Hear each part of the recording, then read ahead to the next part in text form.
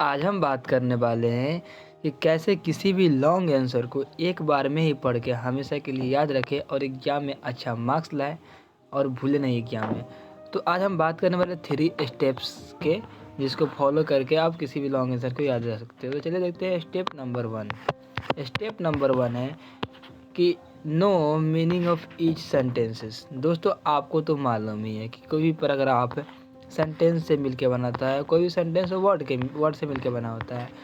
तो जितना जो पैराग्राफ है उस सेंटेंस से मिलके बना होता है। तो अगर हम हर एक सेंटेंस का मीनिंग समझेंगे पहले, तो सबसे पहले स्टेप है कि know meaning of each sentences. जितना भी सेंटेंस है सबका मीनिंग समझना है, और मीनिंग अगर समझ में नहीं आता है तो टीचर से पूछना है, गूगल करना है, डिक्शनरी करना है, यूट्यूब करना है, या कहीं से भी। पहला स्टेप है सेंटेंस की मीनिंग को समझ लेना। और एक बात तो है कि दुनिया में ऐसा एक भी सेंटेंस नहीं है जिसका मीनिंग नहीं हो। तो हो सकता है कि आपको मीनिंग जल्दी नहीं समझ में आए, इसका ये मतलब नहीं है कि मीनिंग नहीं होगा। मीनिंग है, दुनिया में हर एक सेंटेंस के पास मीनिंग होता ही है।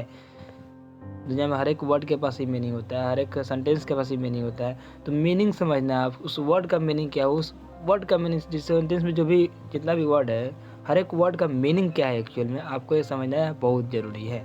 पहला स्टेप है। दूसरा स्टेप है कि टेक इमेज और form image from each sentences.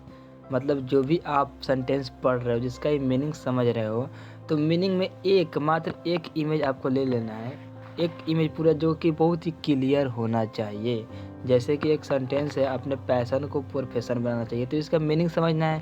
तो मतलब वो काम को करके पैसा कमाना चाहिए जिस काम में आपका इंटरेस्ट हो। जैसे कि खेलने वेलने में आता है, जैसे कि कपिल शर्मा को क्या है, कॉमेडी करने में इंटरेस्ट है और उसी से पैसा कमा रहा है। तो बोल सकते हैं कि कपिल शर्मा क्या कर रहा है, पैशन को प्रोफेशन बना रहा है। तो इसका मीनिंग समझ गया। अब इमेज लेना है, तो यहाँ पे क्लियर कट इमेज कैसे हो सकता है, यहाँ पे इमेज पूरा जो 100% क्लियर हो, तो यहाँ पे क्लियर इमेज हो सकता है। आप यहाँ पे कपिल शर्मा का ले सकते हो। केवल एक ही इमेज नहीं है, कोई भी इमेज ले लो ऐसा जो सेंटेंस की याद दिला दे। आप यहाँ पे हो सकता है कि जो भी आपको काम करना पसंद होता है उस काम की इमेज ले सकते हो, ताकि आपको याद आ जाए कि हाँ, इस काम को करके हमें पैसा कमाना है।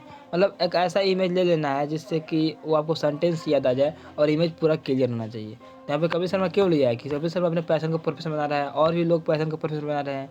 जैसे कि संजीव कपूर है एक, और वारेन बफेट हुआ। ये सब क्या है, सब अपने पैशन को प्रोफेशन बनाया है। या आप जो कुछ भी काम में आपका मन है, उस काम का आप इमेज ले सकते हो, ताकि ये पूरा सेंटेंस का याद दिला दे। ऐसे ही आप पढ़ोगे तो मान लीजिए लॉन्ग आंसर में 10, 5, 7, 8 जितना भी सेंटेंस है, हर एक सेंटेंस से एक एक इमेज निकाल लेना है। जैसे कि यहाँ पे ये जैसे कि आपने जो भी पढ़ा, जो भी सेंटेंस आपने पढ़ा, वहाँ से एक एक कीवर्ड निकाल लिया। जैसे कि यहाँ पे एक कीवर्ड हो गया कपिल शर्मा, ये जो मतलब जो इमेज बोल रहे हैं ना, उसे कीवर्ड बोल रहे हैं। एक कपिल शर्मा हो गया, एक बुक हो गया, एक डूर हो गया, एक कंप्यूटर हो गया, एक फैन हो गया, एक बर्ड हो गया, एक स्काई हो गया। इस 7 आपने सेंटेंस से 7 कीवर्ड निकाला। अगर इससे ज़्यादा है तो ज़्यादा कीवर्ड निकाला, इससे कम है तो कम ही निकाला। कीवर्ड इमेज को बोल रहे हैं। और यहाँ पे ध्यान से देखने वाली बात है कि इमेज जो भी कीवर्ड लिया गया है, उसका इमेज क्लियर कट है, और इमेज जो लिया गया है उस पूरे सेंटेंस को याद दिला दे, ऐसा होना चाहिए। जैसे कि अगर मैं कपिल शर्मा बोलूँगा तो आपको सेंटेंस नहीं याद आ जाएगा कि हाँ, अपने पैशन का प्रोफेशन बनाना चाहिए। उसी तरह से लेना है, बहुत ही आसान है ये करना। सबसे मीनिंग समझना थोड़ा सा मुश्किल हो सकता है अगर जिसको नहीं आता है तो मीनिंग समझ लिया, उसके बाद बहुत आसान है। फिर ले लिया, इमेज ले लिया, उसके बाद में आपको एक स्टोरी बना देना है। जितना भी आपने कीवर्ड्स लिया, कैसे बनाना है अभी मैं बताऊंगा आपको। जो भी स्टोरी बनाना है वो कैसा होना चाहिए, अनयूजुअल होना चाहिए, जो मतलब जल्दी नहीं होता है वैसा, यूनिक होना चाहिए, इम्पॉसिबल होना चाहिए, क्योंकि ब्रेन उसे ज़्यादा समय के लिए याद रखता है। मतलब कुछ भी कैसा भी कहानी बना देना है, इम्पॉसिबल हो, संभव नहीं हो, अजीब हो, गरीब हो, कैसा भी। जैसे कि मान लो यहाँ पे है इतने सारे इमेज, तो इसका कैसे बनाना है, इसका बनाना है। जैसे मान लो कि कपिल शर्मा है, एक बुक पढ़ रहा है। जैसे ही बुक पढ़ रहा है तो बुक दरवाज़ा बन गया, और दरवाज़ा खुल कर एक कंप्यूटर बाहर आया, और जैसे ही कंप्यूटर बाहर आया वो फैन बन गया, और फैन इतना तेज़ी से चलने लगा कि ब्रह्मांड की जितनी भी चिड़िया है वो सब उड़ के, जितना भी चिड़िया है सब फैन के पास आने लगा।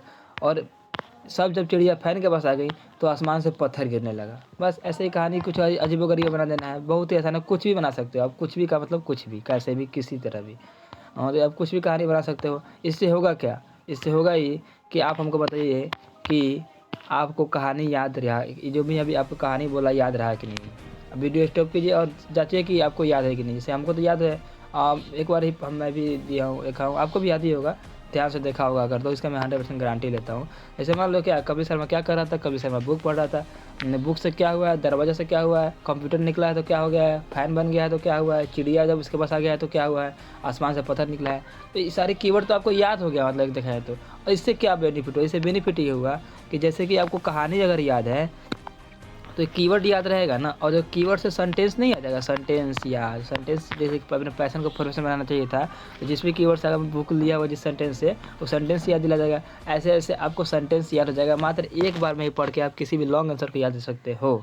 ये पूरा प्रूवन है, ऐसा मेरे साथ हो रहा है, और जब मैं जिस दोस्तों को बता रहा हूँ, अपने फैमिली मेम्बर को बता रहा हूँ, उसके साथ भी हो रहा है और आपके साथ भी हो रहा है, अब होगा ही होगा। क्योंकि अभी आपको मैं प्रूफ दे दिया ना कि आपको जो स्टोरी है तो याद ही होगा, स्टोरी याद होगा तो कीवर्ड याद होगा, कीवर्ड याद होगा तो सेंटेंस याद होगा, सेंटेंस याद होगा तो हो गया ना लॉन्ग आंसर एक बार पढ़ के याद।